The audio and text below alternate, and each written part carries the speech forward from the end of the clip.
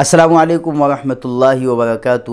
دوستو، عجیب بات یہ ہے کہ آج مسلمان کے اوپر جو حالات ہیں، مسلمان ان کو سمجھنے کے لیے تیار نہیں ہے۔ مسلمان ایسی قوم بن گئے ہیں، مسلمان وہ بن گئے ہیں کہ آج ساری دنیا مسلمانوں کے پیچھے پڑی ہوئی ہے۔ یہودی ہوں، عیسائی ہوں، بدھسٹ ہوں، ہندوازم ہوں، غیر مسلم جتنی قومیں ہیں سب مسلمانوں کے پیچھے ہیں۔ ہر ایک کو مسلمان سے دشمنی، ہر ایک کو مسلمان سے نفرت۔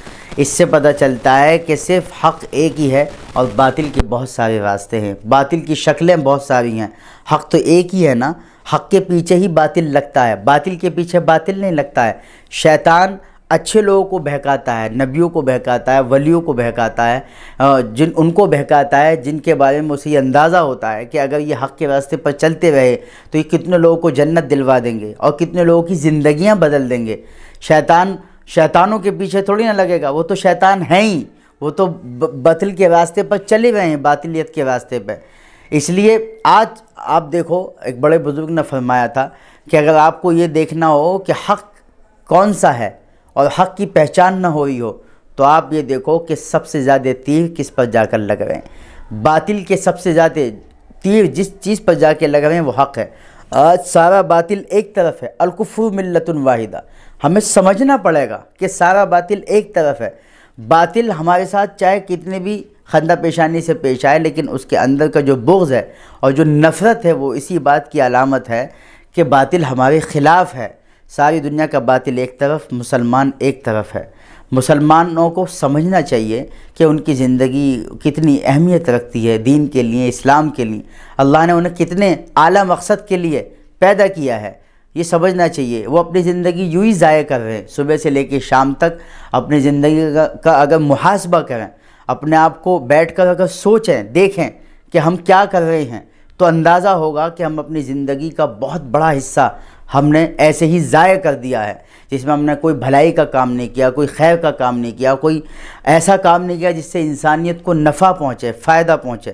تو ہر انسان کو سوچنا چاہیے اللہ نے اسے کس واسطے پیدا کیا ہے، اور اسے اپنی زندگی کے مقصد کو سمجھنا چاہیے اور اپنی زندگی کے حال کو روشن بنانا چاہیے تاکہ اس کا مستقبل سنور جائے۔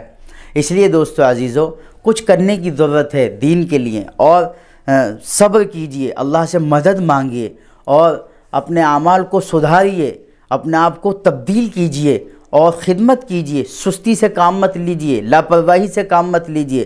لاپرواہ انسانوں کا کوئی پرسان حال نہیں ہوتا، بے پرواہ انسانوں کا کوئی نہیں ہوتا۔ آپ کو اپنی مدد خود کرنی پڑے گی، اپنے لیے خود کھڑا ہونا پڑے گا، ظلم کے لیے آواز اٹھانی پڑے گی، خود میدان میں آگے آنا پڑے گا۔ آپ کے لیے کوئی نہیں، آپ لیڈر بنو، آپ آگے آؤ، آپ حق کے لیے لڑو، آپ حق کے لیے آواز اٹھاؤ، آپ ملک کے امن کے لیے، ملک کی ترقی کے لیے قدم اٹھاؤ، قدم بڑھاؤ۔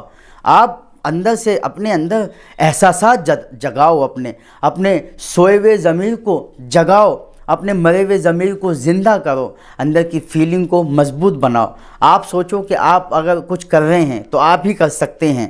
آپ یہ سوچو کہ اللہ نے مجھے کچھ کرنے کے لیے پیدا کیا ہے، اس واسطے پیدا نہیں کیا ہے کہ میں ایسے ہی زندگی کو تباہ کر دوں۔ یہ 2 منٹ کی تقریر ہے، ہو سکتا ہے کہ یہ کسی کی زندگی بدل دے، کسی کی اندر کی فیلنگ کو تبدیل کر دے اور اس کے اندر جذبہ پیدا آ جائے۔ اس لیے اس کو شیئر کیجئے گا، آپ سے درخواست ہے، اور آپ حضرات جو ہے وہ زیادہ سے زیادہ شیئر کریں، بات کو لائک کریں اور کامنٹ کر کے بتایا کریں کہ آپ کو بات پسند آئی یا بات میں کیا خرابی ہے، ہمیں پتہ تو لگے کہ کتنے لوگ ہماری بات سن رہے ہیں۔ اللہ ہم سب کو عمل کی توفیق عطا فرمائے۔ السلام علیکم۔